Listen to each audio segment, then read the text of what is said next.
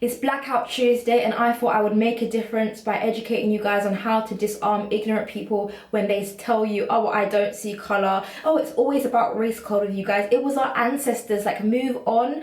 And the source that I'm getting this information from is from this book here, Natives by AKALA, and it's very insightful, and this book will literally help you disarm people when they are being ignorant and to make you feel confident within yourselves. I really wanted to make a difference. I didn't just want to tweet and be angry. I wanted to actually educate you guys. So I hope you enjoyed this video, and also please subscribe to my channel. It's about photography and entertainment, but this week is just going to be very different, as you guys know why. If we just stop talking about racism, it will all go away.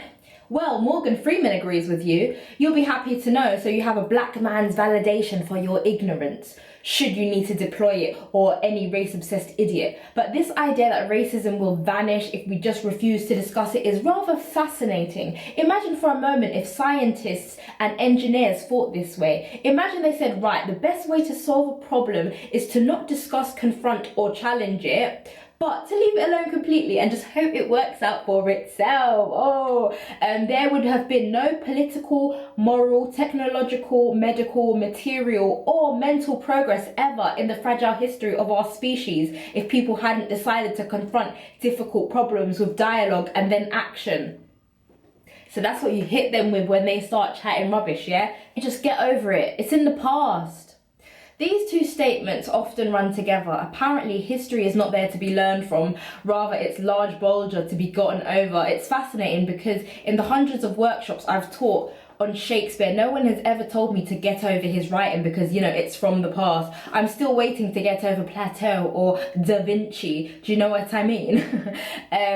What period exactly is it we're allowed to start our memories from? Those that tell us to get over the past never seem to specify, but I'm eager to learn. In reality, of course, they just don't want to have any conversations that they find uncomfortable. So I want you guys to remember that when someone says just get over it, these people are uncomfortable. Sometimes you don't need to waste your time with people like that, you understand? Stop playing the race card. Okay, so racism apparently is a card to be played. In this is quite sarcastic, this bit, by the way. Racism is apparently a card to be played, much like the Joker. It's very versatile card that can be used in any situation that they might acquire it. Only non-white people ever play this card to excuse their own personal failings. Even those of us that are materially successful, humans racialized as white cannot play the race card, just like they cannot be terrorists. So European national empires colonizing almost the entire globe, enacting centuries of unapologetically and openly racist legislations and practices, churning out an impressive large body of proudly racist justified oh my god, big words, literature and cinema and much else, had no impact on shaping human history. It really has just been a black and brown people playing cards. So basically, this was a bit more sarcastic. It's like, really? Oh, we're playing the race card, but you guys never play the race card, even though you pretty much owned, like, and bloody killed and enslaved so many people throughout the years, stolen jewels, stolen culture. Do you know what I mean? But it's us that plays the race card.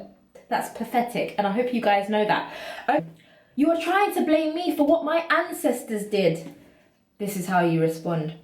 This one usually arises when discussing the particular sensitive area of Britain's role in the transatlantic traffic in enslaved Africans. I never owned slaves. Also, the straw man logic goes. Well, of course, everybody knows that no one alive in Britain today owned an African person, but that does very little to change how significant a role slavery played in Britain's history. Also, as the writer Gary Younge once explained, people in Britain naturally take pride in positive national events that they had no direct role in. We won the World Cup, we won the war, yet many seem less willing to confront the negative aspects of our history. People seem rather happy to align themselves with the Dunkirk spirit, but rather less interested in even acknowledging the armistice spirit.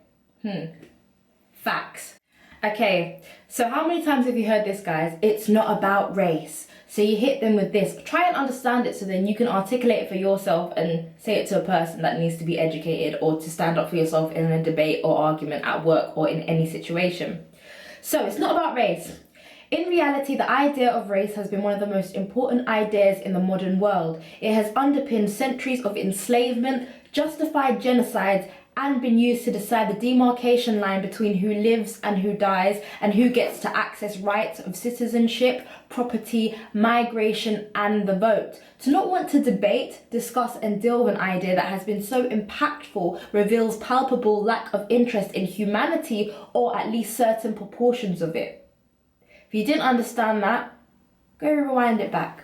I'm sure you've probably heard this. You have a chip on your shoulder. This one is my personal favourites because no one can quite define what a chip on the shoulder really is, but we all know that young black boys in particular seem to suffer from them, even if they turn out to be materially successful men. Examples of people with enormous chips on their shoulder include Muhammad Ali and Colin Kaepernick, men who gave up millions of dollars to protest injustice. In this materialistic world, even political opponents of Ali and Kaepernick should, in theory, at least admire their willingness to forego personal comforts and even risk their lives for something so much bigger than themselves. They could have easily kept quiet and just been widely admired and be multimillionaires, but they didn't, and they have a chip on their shoulder. So if you speak up, you're wrong. If you don't speak up, you're wrong. Who cares about this chip on the shoulder that ignorant people have created to make us feel bad for standing up for ourselves? Yeah? So there are many more quotes in this book, but I want you guys to actually find this book online and read it, or actually purchase it. Use this video and share it to educate yourselves. Us as black people, we are fed up of being insecure and being made to be told like we're just making this whole race thing up. Like there's evidence that people have been killed, innocent people have been killed by police brutality, slavery. All of these things affect us today, and we're not just going to sit here and feel like we're paranoid. This is not no Stockholm syndrome. You lot really fucked up, and this is the result of it, and they're having worldwide protests. So make sure you guys actually read this book and disarm people with intelligence, and have a great week. And I'm maybe going to the protest if I'm up for it, if I'm feeling well, and I shall be vlogging there. So make sure you guys have an amazing day, and I hope this video was incredibly helpful. Don't forget to subscribe, like, and comment. Bye.